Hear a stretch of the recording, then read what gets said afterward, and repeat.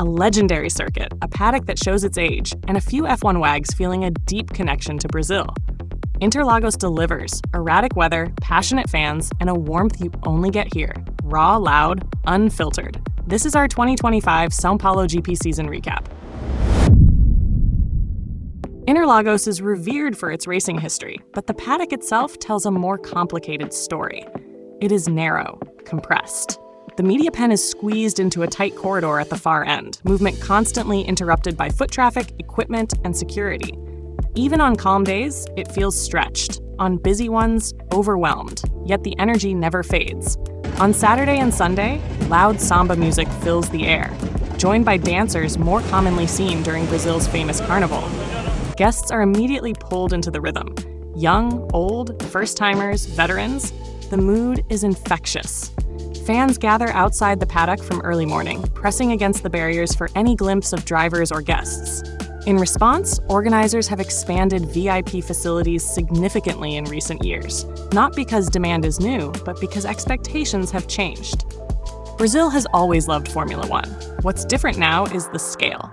Overhead, large artistic umbrellas line the paddock walkways. They work until they don't.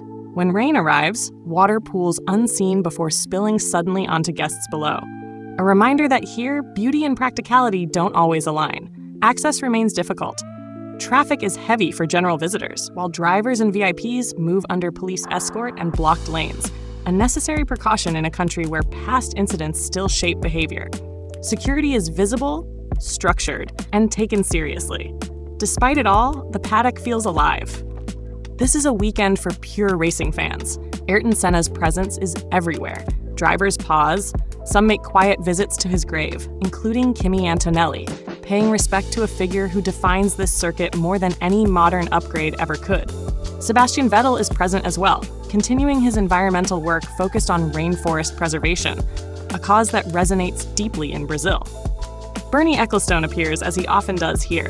His ranch lies not far from São Paulo, and his presence feels less ceremonial, more familiar. Celebrity appearances are eclectic. Iggy Pop, older but unmistakably energetic. Members of Linkin Park, in town for performances. WAG attendance is more selective this weekend. Weather volatility, accessibility, and safety concerns make Brazil a harder sell than Europe. Long-haul travel is unavoidable, though direct flights from Paris and Frankfurt remain plentiful. Still, key figures are present. Kika makes the journey to support Pierre Gasly, her Portuguese fluency blending naturally into the environment. Magui, who also speaks Portuguese, does not attend this time. Oliver Bearman arrives with his girlfriend Alicia, both clearly enjoying the atmosphere. And attention naturally turns to Gabriel Bortoleto's home race.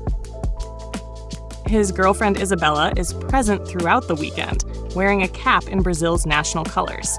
When his race later unravels, her emotional moment inside the garage becomes one of the most human images of the weekend. Sprint and qualifying, confidence with consequence Saras. São Paulo delivers another sprint weekend, and with it, compression.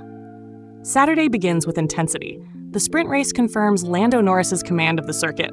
He wins decisively, ahead of both Mercedes drivers, reinforcing the sense that Interlagos suits his style perfectly.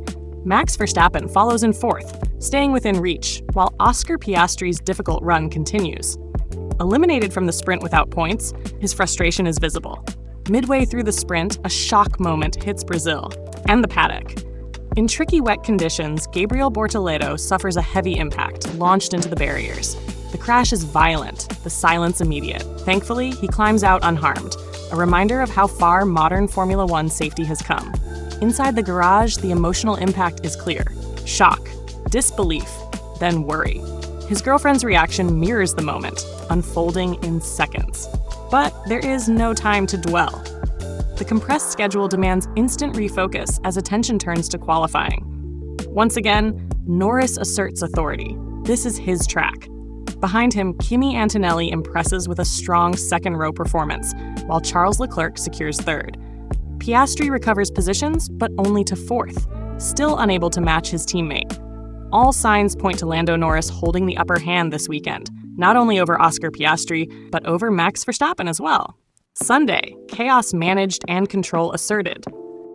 Sunday begins with a light moment of fun and entertainment for both audience and drivers. During the drivers' parade, competitors navigate engine-powered soapbox-style cars.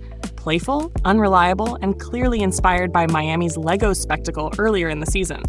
Several pairs break down mid-lap, others improvise. One moment stands out. Max Verstappen and Yuki Tsunoda pick up a stranded George Russell. In the confusion and strong wind, Tsunoda loses his cap, but calmly pilots two fellow F1 drivers to safety. The image circulates instantly. Absurd, human, unforgettable. The race itself is less forgiving. Early incidents neutralize any sense of ease. Gabriel Bortoleto's home Grand Prix ends painfully, emotions spilling inside the garage. This time, an unwanted collision with Lance Stroll ends his race weekend. The home Grand Prix curse strikes again. From the front, Lando Norris continues his rising form at the most decisive phase of the championship fight. He is not looking back since retaking the lead after the Mexican GP. He converts sprint momentum into a full Grand Prix victory, completing a rare São Paulo double and reinforcing his position as the championship's central figure. Behind him, his direct competitors lose ground. Verstappen limits the damage.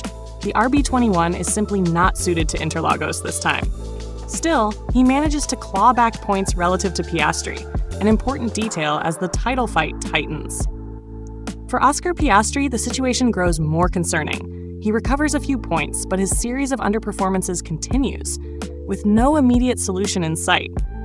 Psychologically devastating, his once commanding lead gone, with even Max now challenging him for P2 in the standings. It takes victory now to reverse fortunes and keep in the title hopes alive for the Australian talent. What Interlagos leaves behind. Interlagos never disappoints when it comes to on-track drama. Unpredictable weather remains its greatest ally. At the same time, that volatility is also why the paddock feels less glamorous than Budapest or Monza.